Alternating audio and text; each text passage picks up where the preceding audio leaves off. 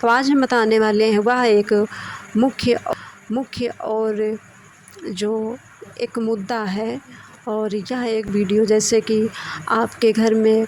हर समय कलह बनी रहती है, लड़ाई झगड़े बने रहते हैं, पैसे नहीं आते हैं, किसी की शादी अगर कोई करने वाली लड़की है या फिर कोई लड़का है घर में शादी योग्य है, उसकी शादी बारात नहीं होती, मंगल कार्य नहीं होते, तो उसके लिए यह वीडियो आज सबसे बेस्ट होगा। और घर में कोई कार्य नहीं, अगर नौकरी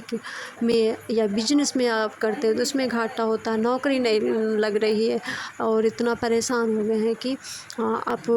के घर में पैसे की तंगी बनी रहती है, कोई ना कोई बीमार रहता है घर में, तो यह सब समस्याओं का आज हम निदान लेके आए हैं। तो ये घर में यह सारी समस्याएं हैं तो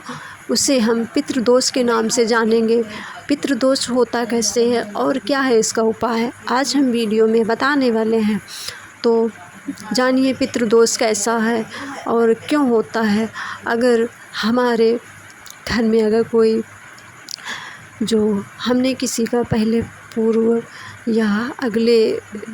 इसी जन्म में हो सकता है हम कभी भूल गए हो या याद ना हो, अगर अनजाने में हमने किसी वृद्ध जो बूढ़े लोग होते हैं और हमने कभी किसी गरीब का दिल दुखाया या उसे सताया है और किसी मतलब कि भूखे को खाना नहीं दिया है, और या फिर हमने अपने किसी जो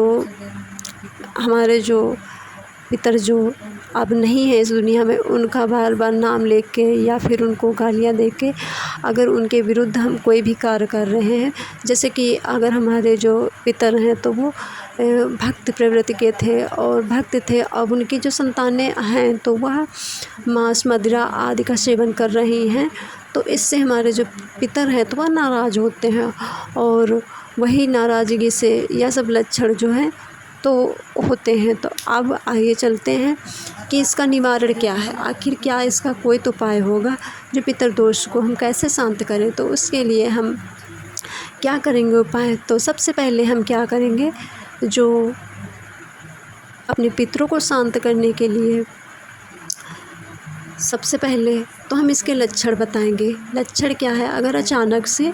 आपकी आधी रात में आपकी नींद टूट जाती है और जो है आपको प्यास लगती है और भूख लगती है, तो इससे जो है तुम्हारे जो पितर हैं तो वह भूखे प्यासे होते हैं, तो उनको हम क्या करेंगे, उनको आप अर्घ नहाने के बाद या किसी नदी अगर जाते हैं नहाने के लिए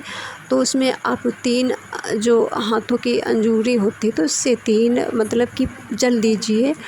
और इससे जो आपके पितर शांत होते हैं। और दूसरा लक्षण क्या है, जो आपके घर में असामयिक कोई ना कोई बीमार रहता, मानसिक तनाव बना रहता है और कुछ भी गलत सलत विचार आते रहता है, तो यह सब पितृदोष के लक्षण हैं। तो इसका उपाय आज हम बताएंगे। तो उसके लिए आप जो बरगद का पेड़ है और या फिर पीपल का है, और नंबर 3 पे आता है जो बेलपत्र का पेड़, तो आप इनमें जल देना शुरू करिए।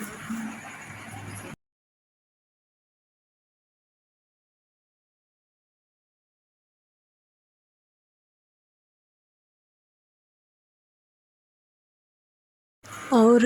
कच्चा दूध लीजिए वो भी गाय का, और गंगा जल और जल इसमें ले जाकर आप पीपल और बरगद के कोई भी अगर आपके पास पेड़ है या फिर बेलपत्र का, तो इस पे आप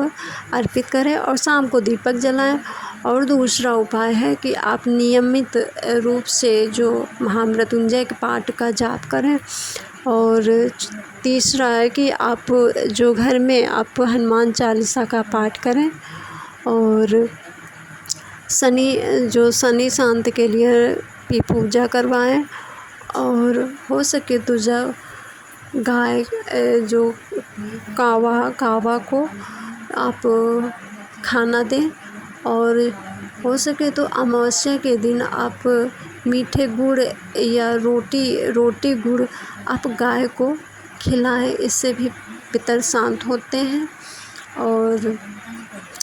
नियमित रूप से आप जो घर की रसोई है तो उसमें आप जो एक घड़ा रखेंगे वो भी कच्ची मिट्टी का, तो आप जो किचन होता है तो उसमें आप यह रखिए, और जब खाना बनाने के पहले आप इसको जो इसी का जल जो है तो उसमें आप ले जाकर 1 लोटा भगवान शिव की जो शिवलिंग पर आप अर्पित करें। उसके बाद आप भोजन बनाएं, और भोजन बनाने के बाद जो पहला निवाला मुखिया को अगर आप खाने को परोसती हैं तो उसका पहला निवाला आप पितरों के निमंत्र उसे आप अलग कर दीजिए, और इसे आप हो सके तो आप या फिर चिड़ियों को खिला दीजिए, पक्षियों को रख दीजिए, या फिर हो सके तो आप काले जो कुत्ते वगैरह हैं उनको आप खिलाइए, और इससे भी पितर शांत होते हैं। वीडियो अच्छा लगे तो प्लीज़ लाइक और सब्सक्राइब करना, शेयर करना, ताकि आप लोगों को ऐसी वीडियो सबसे पहले मिलती रहे। तब तक के लिए राधे राधे, जय श्री कृष्ण।